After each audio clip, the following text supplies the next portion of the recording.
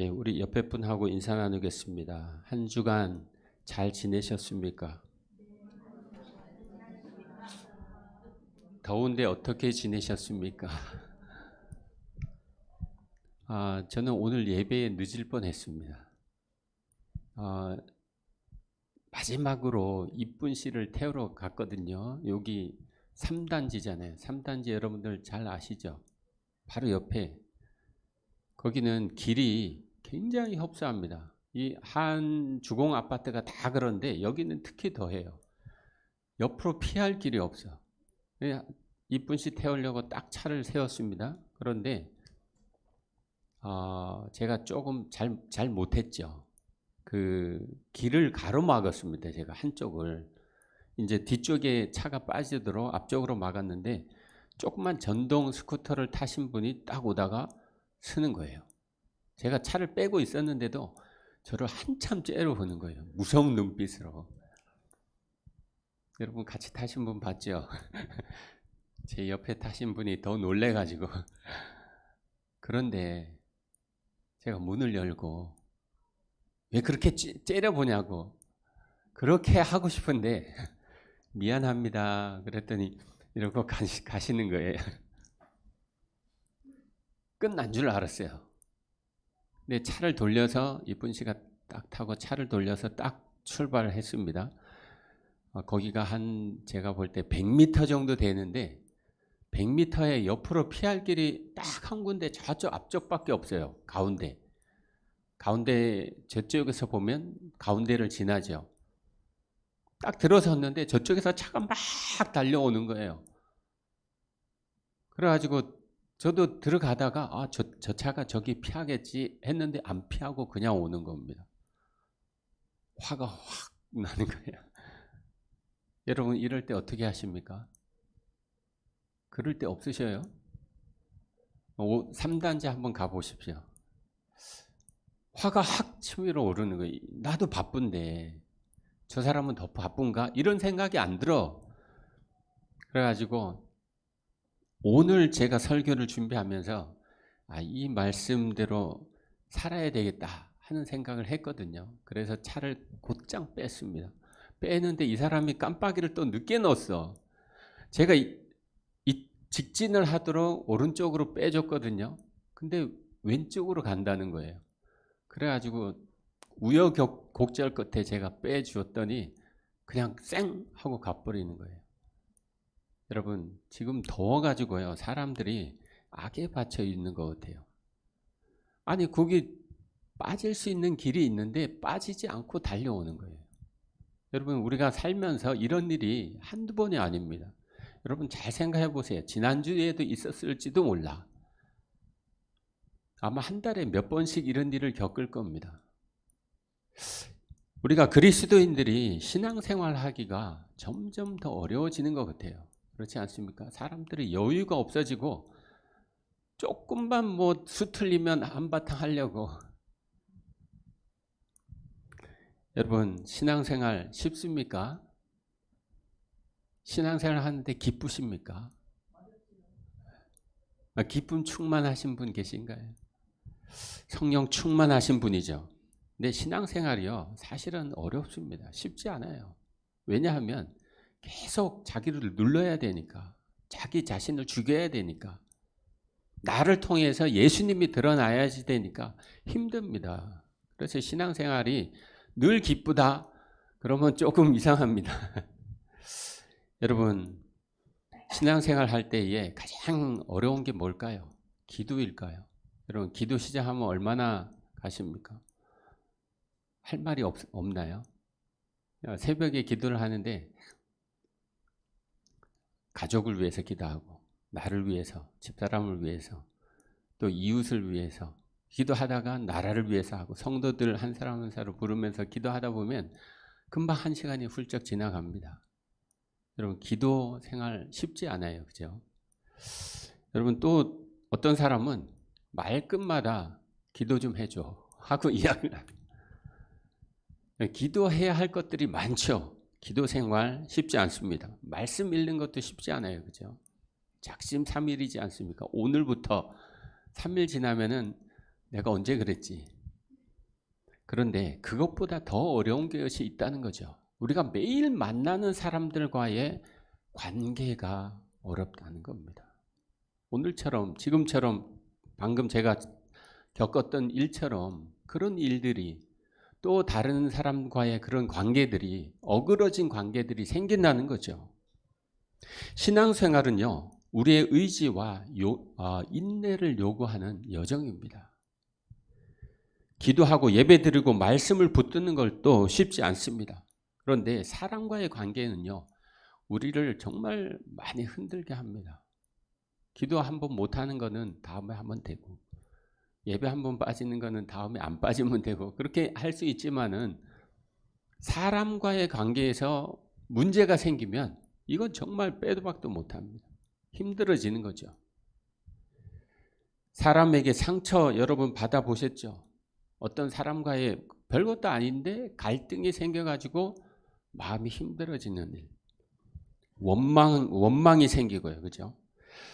가끔은 잘 지내던 사람들에게 상처받고 예상치 못한 배신도 경험하고, 어떤 사람은 아주 비수 같은 말로 우리 심장을 찌르는 그런 사람도 있습니다. 안 해도 될 말을 해가지고. 근데 어떤 일은요, 몇 년이 지나도, 몇십 년이 지나도 잊혀지지 않는 그 사람이 있다는 거예요. 여러분 있습니까? 잘 생각해 보십시오. 있는데 없는 척 하면 안 됩니다. 오래전인데, 10년 전, 20년 전인데 그 사람 때문에 내가 받은 그 상처가 마음 한켠에서 계속 나를 잡아 끄는 거예요. 나를 힘들게 합니다. 하나님 앞에 나아가지 못하게 하는 거죠. 이처럼 인간관계에서 오는 아픔은요, 예배와 기도보다 더 강한 영향력이 있다는 것 여러분 아십니까? 신앙생활을 이어가다 보면요, 마음이 딱딱해질 때가 있습니다. 이러한 경우죠. 자신의 문제, 자신의 상처를 해결하지 못하고 그냥 선한 척, 거룩한 척 하고 예배드리는 그러한 삶을 살다 보면요, 아무리 은혜로 말씀을 들어도 은혜가 되지 않습니다. 마음은 퍽퍽해집니다. 삶은 힘들어지는 거죠. 오늘 우리는 그 상처의 자리에서, 미움의 기억에서, 마음의 얽힘 속에서 하나님께서 우리에게 무엇이라고 말씀하시는지를 찾아보려고 합니다. 오늘 본문은요, 우리에게 쉽지 않은 길을 가라고 말씀합니다. 14절입니다. 다 같이 읽겠습니다. 시작. 너희를 박해하는 자를 축복하라. 축복하고 저주하지 말라. 여러분, 박해가 뭐죠? 박해. 금방 길을 가다가 그런 사람을 만나는 것이 아니에요. 그게 이제 조금 더 심해지면, 제가 차를 안 뺐다 그러면 어떻게 될까요? 지금도 못 왔을지도 모릅니다. 싸우는 거죠. 더 일이 악화되는 거죠. 원수가 되는 겁니다. 나를 박해하고 나에게 상처 주고 나의 마음을 아프게 한 사람, 그런 원수를 말하는 거죠. 때로는 나의 인생을 무너뜨리는 사람, 그런 사람이 있을 수 있습니다. 여러분, 밤에 그 사람만 생각하면 막 잠도 안 오고, 잠 잘 주무십니까? 그 사람만 생각하면 막 열불이 나고, 그런 사람이 혹시 있나 찾아보시기 바랍니다. 그냥 덮어버리면 되지, 그렇지 않습니다. 그것 때문에 내가 온전히 주님 앞에 바로 서지 못한다는 거죠. 본문 17절은 이렇게 말합니다. 아무에게도 악을 악으로 갚지 말고 모든 사람 앞에서 선한 일을 도모하라. 아무에게도 내가 당하는 모든 일, 그리고 심지어 나를 해하려고 하는 그 사람에게조차도 악으로 보복하지 말라. 이런 말입니다. 모든 사람 앞에서 선을 도모하라는 말은요, 그 누구에도 악을 갚지 말고 오히려 선을 행하라고 주님은 말씀하십니다. 특별히 중국 영화를 보면요, 복수전이야, 복수전. 네가 이렇게 했으니까 나도 이렇게 한다. 그리고 자기가 복수를 끝내지 못하면 어떻게 하죠? 후대에게, 자손들에게 이야기를 합니다. 네가 꼭 대신 복수를 해라. 그러면 나중에 어떻게 되죠? 저쪽에서 또 복수해. 끝이 없는 거죠. 악순환이 계속되는 겁니다. 그래서 베드로 전서에서 베드로 사도는 이렇게 말씀합니다. 3장 9절입니다. 다 같이 읽겠습니다. 시작. 악을 악으로 욕을 욕으로 갚지 말고 도리어 복을 빌라. 이를 위하여 너희가 부르심을 받았으니 이는 복을 이어받게 하려 하심이라. 마태복음 5장 44절에도 이렇게 말씀하십니다. 다 같이 읽습니다. 시작. 나는 너에게 이르노니 너희 원수를 사랑하며 너희를 박해하는 자를 위하여 기도하라. 여러분, 이게 성경이 하나님이 우리에게 명령하시는 겁니다. 이 말씀 모르는 사람이 없을 거예요. 심지어는 믿지 않는 사람들도 다 안다는 거죠. 그런데 우리가 얼마나 이 말씀을 붙들고 이 말씀을 지키며 하루하루를 살아내느냐는 거죠. 이 말씀은요, 단순히 감정을 억제하는 게 아니라 적극적으로 원수를 축복하라는, 적극적으로 선을 행하라는 말입니다. 계속해서 20절은 또 이렇게 말씀합니다. 내 원수가 줄이거든 먹이고 목마르거든 마시우게 하라. 그리함으로 내가 숯불을 그 머리에 쌓아 놓으리라. 처음에 이 말씀을 봤을 때 내가 원수를 먹이고 목마른 사람을 마시게 하는 이것이 저는 그냥 하나님께서 대신 갚아줄 테니, 대신 좀 어떻게 해줄 테니까 네가 이렇게 해라, 이렇게 하면 이렇게 하겠다, 저는 그렇게 생각을 했습니다. 그런데 그게 아니더라고요. 이것은 단순한 용서나 참음이 아니라 원수를 온 마음을 다해서 섬기라고 명령하고 있는 거예요. 온 마음을 다해서 가식으로 하지 말라는 겁니다. 여러분, 이 말씀을 따를 수 있겠습니까? 여러분, 나에게 피해를 주고 상처를 입힌 그 사람을 정말 사랑할 수 있습니까? 축복할 수 있습니까? 복을 빌 수 있나요? 어렵죠. 아마 평범한 이웃이라 그러면 한번 싸워서 다시 화해할 수 있을지도 모릅니다. 그런데 전혀 모르는 사람이 나에게 큰 화를 입혔다 그러면 안 되죠. 당장 가가지고 신고해야죠. 그렇지 않습니까? 저희 둘째가 한국에서 3달 동안 일을 했습니다. 근데 그곳에서, 그 회사에서 좀 안 좋은 일을 겪었습니다. 상사로부터.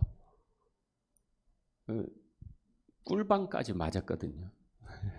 그래가지고 화가 막 치밀어 오는 거예요. 이걸 내가 쫓아가서 나도 때려줄까?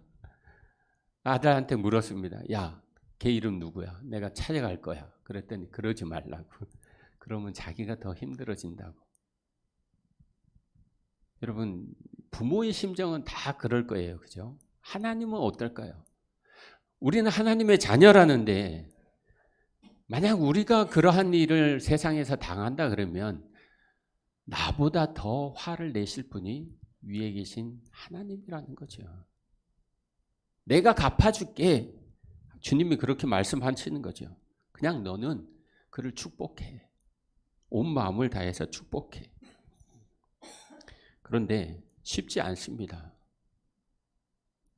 하나님, 왜 나는 이렇게 계속 당해야만 합니까? 원수들은 저렇게 잘 사는데. 솔직히 이런 심정이 우리 밑바닥에 깔려 있지 않습니까? 성경에도 하박국 선지자도 그렇게 했습니다. 하나님, 왜 이스라엘이 저 악인들의 손에 의해서 왜 이렇게 핍박을 당해야 합니까? 왜 악인들이, 왜 선인들이 하고 하나님 앞에 토로하는 선지자들이 있었죠. 하박국 선지자도 그렇고요. 하지만 하나님께서 우리에게 요구하십니다. 마음을 바꾸어라. 마음을 바꾸어라. 네, 그 이유가 있습니다. 마음을 바꿔야 하는 이유가 있습니다. 그 이유가 바로 우리가 원수에게 받은 상처가 또 아픔이, 그 아픔으로부터 자유롭지 못하면 우리가 온전한 신앙생활을 할 수 없다는 겁니다. 이게 하나님의 사랑이에요. 여러분, 우리는 하나님의 자녀들입니다. 더 이상 원수로부터 아픔을 겪지 않게 하시는 것이 하나님의 의도입니다. 하나님은 우리가 평안한 삶을 살기를 원하십니다. 하나님은 우리가 세상에서 이기는 삶을 살기를 원하십니다. 상처받고 이리 치이고 저리 치이고, 여러분 하나님이 우리 아버지라고 했는데 그러한 삶을 살기를 바라고 계시겠습니까? 그렇지 않죠. 우리가 세상에서 상처를 받고 힘들어할 때 하나님은 우리를 안아주십니다. 우리를 보호해 주십니다. 우리를 위로해 주십니다.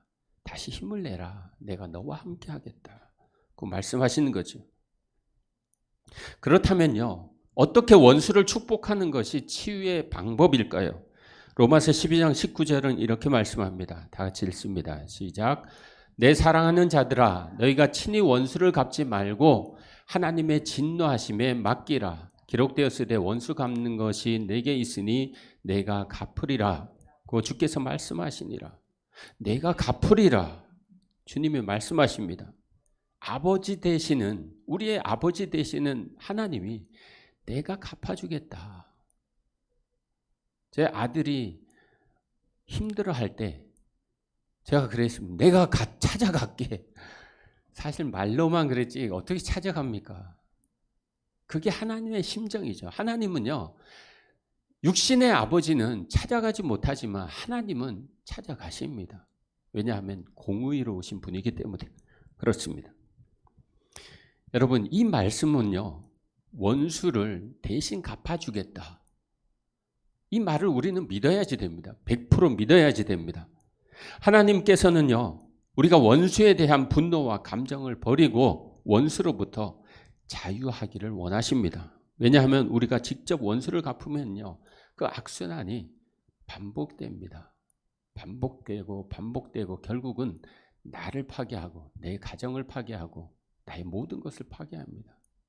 그 잠깐을 참지 못해서 자동차 운전하다가 막 다른 차를 들여받고 결국은 다 날리는 거예요. 결국 감옥으로 가는 겁니다. 내가 원수를 갚으면 원수도 나에게 원수를 갚습니다. 내가 원수를 저주하면 원수도 나를 저주하죠. 이 악순환이 끊어지지 않는 거죠. 하나님은 이런 악순환을 잘 아시기에 내가 대신 원수를 갚아줄 테니까 너는 끊어내라고 말씀하시는 겁니다. 내가 갚으리라. 하나님은 반드시 갚아주시는 분이심을 믿으시기를 바랍니다. 하나님께서 반드시 우리의 원수를 갚아주실 것입니다. 그때까지 우리가 해야 할 일은요, 하나님의 자녀로서의 신분을 잃지 않고 선으로 악을 이기는 삶을 살아가는 것입니다. 오늘 본문은요, 사도 바울은 우리에게 세 가지를 권면합니다. 첫째로 저주의 말을 그치라. 저주하지 말아라. 아무리 악인이라도 아무리 원수라도 저주의 말을 하지 마라 하고 말씀합니다. 로마서 12장 14절입니다. 시작. 너희를 박해하는 자를 축복하라. 축복하고 저주하지 말라. 여러분, 말은 굉장히 힘이 있습니다. 말은 그냥 우리가 너무나 많이 하죠. 말은 그냥 지나가는 것처럼 느껴지지만 어떤 말은요, 사람을 살리기도 하고 사람을 죽이기도 한다는 것들 우리 경험하지 않습니까? 말에는 힘이 있습니다. 그러므로 저주하는 말을 그쳐야 합니다. 험담하는 말을 그쳐야 합니다. 비난하는 말도 그쳐야 합니다. 여러분, 하나님이 우리가 매일 입을 열 때마다 남을 험담하고 비난하고 그러한 음성을 들으신다 그러면 하나님이 기뻐하실까요? 여러분, 말을 바꾸지 않는 한 원수와의 관계는 회복되지 않습니다. 두 번째로 사람의 방법과 꾀에 속지 말라고 말씀하십니다. 로마서 12장 16절입니다. 시작. 서로 마음을 같이하며 높은 데 마음을 두지 말고 도리어 낮은 데 처하며 스스로 지혜 있는 채 하지 말라. 자기 힘과 지혜로 원수를 이기려 하지 말라는 겁니다. 하나님은 그런 자를 멀리 하십니다. 하나님은 교만한 자를 멀리 하십니다. 겸손한 자를 붙드시고 겸손한 자를 강하게 하십니다. 세 번째로 믿는 자의 모습을 잃지 말라고 말씀하십니다. 12장 20절입니다. 시작. 내 원수가 줄이거든 먹이고 목마르거든 마시게 하라. 그리함으로 내가 숯불을 그 머리에 쌓아 놓으리라. 원수를 말로만 위하는 척 하지 말라는 말이죠. 적극적인 행실로 보여주라는 것입니다. 원수에게 선을 행하는 것이 곧 하나님께서 원수를 갚아주시는 유일한 방법이라는 겁니다. 이것이 감정을 뛰어넘는 믿음의 삶입니다. 예수님께서 이렇게 말씀하셨습니다. 서로 사랑하라. 요한복음 13장 34절 말씀이죠. 이 사랑하라는 것에는 우리가 잘 알듯이 원수도 사랑하는 것이 포함되어 있다는 것이죠. 그 사랑의 범위가 끝이 없습니다. 여러분, 예수님은 우리가 아직 죄인 되었을 때, 원수 되었을 때에도 우리를 찾아오셨고 만나주시고 용서해 주셨습니다. 우리는 어떻습니까? 어떤 사람이 나에게 잘못을 했다? 그가 나에게 찾아와 용서를 빌면 조건부로 우리는 용서를 합니다. 그가 나에게 와서 사과하면 조건부. 근데 예수님은요, 조건을 달지 않았다는 거죠. 내가 너에게 조건을 달지 않은 것처럼 너도 조건 달지 말고 원수를 사랑해라, 축복해라, 저주하지 말라고 말씀하시는 겁니다. 여러분, 창세기에 보면 요셉의 이야기가 나오죠. 요셉은 그러한 사람이었습니다. 형들에게 버림을 받았어요. 그리고 애굽으로 종으로 팔리죠. 그 상황에 우리가 놓였다고 한번 생각해 보십시오. 가족이 나를 버렸어. 모든 가족이 나를 버려서 외국에 팔려가서 종살이를 하고 있습니다. 심지어 감옥에까지 갔어. 여러분, 그러한 상황에 있다 그러면 정상적인 삶을 살기가 어려울 것입니다. 그런데 요셉은 정상적인 삶을 그 이상을 살아냈습니다. 어떻게 해요? 그 모든 것들을 끊어냈기 때문에 그렇습니다. 자신의 상처를 끊어냈고요. 오늘 본문의 창세기 50장 20절을 보면 이렇게 이야기를 합니다. 당신들은 나를 헤아려 하였으나 하나님은 그것을 선으로 바꾸사 오늘과 같이 많은 백성의 생명을 구원하게 하시려 하셨나니. 여러분, 이게 복음입니다. 하나님은 우리를 살리기 위해서 원수를 사랑하라고 말씀하시는 거예요. 원수를 저주하지 말라고 말씀하시는 겁니다. 하나님의 관심은요, 원수에게 있는 것이 아니라 나에게 있다는 겁니다. 요셉은요, 형들을 용서했습니다. 더 나아가 축복했습니다. 하나님께서 그의 고난을 선으로 바꿨음을 선포했습니다. 이처럼 원수를 용서하는 것이 치유의 길입니다. 사랑하는 성도 여러분, 오늘 우리도 원수가 있을 수 있습니다. 없으면 한번 찾아보십시오. 꼭 원수가 아니더라도 그 사람만 생각하면 마음이 불편하고 힘들고 잠도 잘 안 오는 그 사람들이 우리 가운데 있다니까요. 내 삶에 있습니다.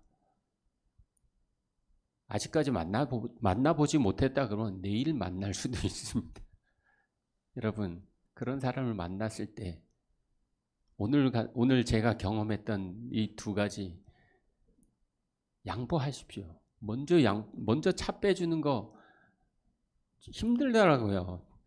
막 한 30m 빼줘야지 되는데 그냥 빼줬습니다. 여러분, 그러한 경우를 당하게 되면 그냥 빼주십시오. 그리고 웃어주십시오. 저 웃어주고 보냈습니다. 황당해서 웃어주고 보냈습니다. 여러분, 우리에게도 그런 사람이 있을 수 있습니다. 그럴 때 이 감정은요, 시간이 지나도 없어지지 않아요. 막 몇십 년 지났는데도 그 감정 때문에 하나님 앞에 제대로 서지 못하는 그런 사람은 혹시 없습니까? 오늘 그러한 상처를 주님 앞에 내려놓으십시오. 예수님께서 이렇게 말씀하십니다. 마태복음 5장 44절입니다. 나는 너희에게 이르노니 너희 원수를 사랑하며 너희를 박해하는 자를 위하여 기도하라. 원수를 사랑하라. 이제 우리가 결단해야 될 시간입니다. 오늘 이 자리에서 모든 상처를 내려놓겠다. 내 속에 있는 이 감정, 불편한 감정을 내려놓겠다. 그 사람을 향한 원망, 분노를 내려놓겠다. 그렇게 결단하십시오. 그 결단이 첫 번째입니다. 치유의 방법은요, 오직 믿음뿐입니다. 인간의 감정에 머무르면 고통은 반복됩니다. 생각을 계속 떠올리고 원수의 잘못을 기억할수록요, 나만 힘들어집니다. 내 삶만 힘들어집니다. 베드로전서 3장 9절입니다. 악을 악으로, 욕을 욕으로 갚지 말고 도리어 복을 빌라. 우리의 믿음은 원수를 향한 분노를 넘어섭니다.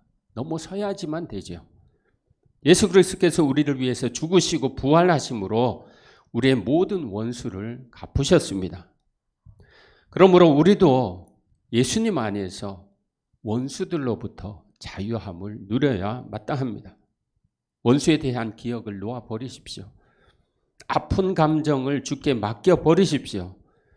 하나님께서 갚으심을 신뢰하는 여러분들 다 되시기를 축원합니다.